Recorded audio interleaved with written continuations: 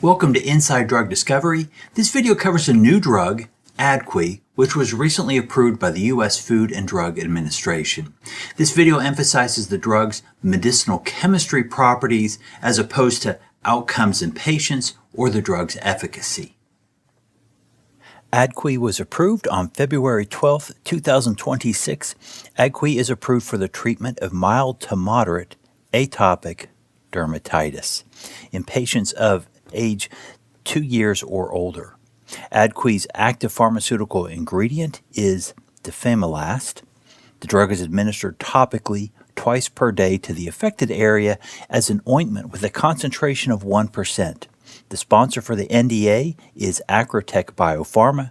A link to the prescribing information insert of Adquey is shown on this slide, as well as in the video description.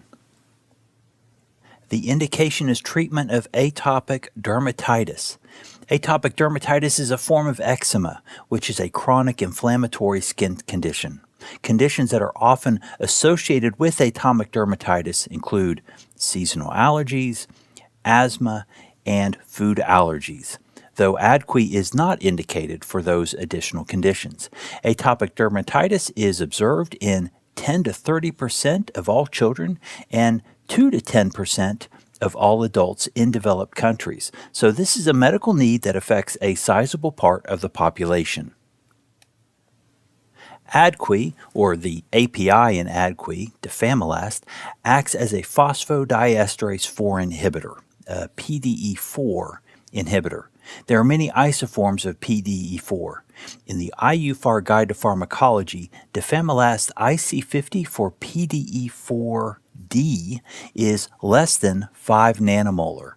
The same entry mentions that difamilast is selective for PDE4B, but no IC50 for PDE4B is listed. Selectivity within the PDE4 family is critical for PDE4 inhibitors.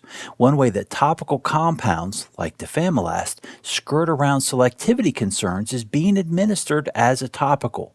It is only administered at an affected site, and systemic exposure is therefore greatly minimized.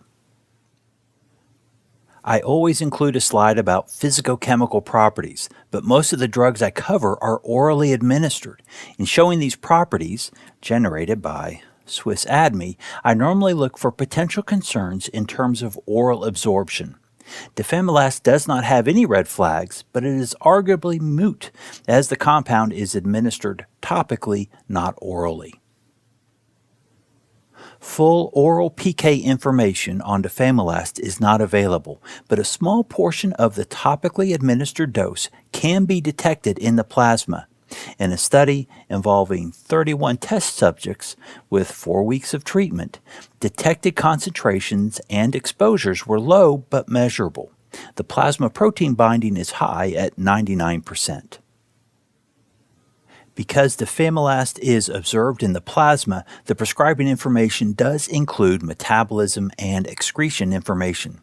3 metabolites of difamilast are noted. One arises from CYP3A4-mediated deethylation, which must occur here.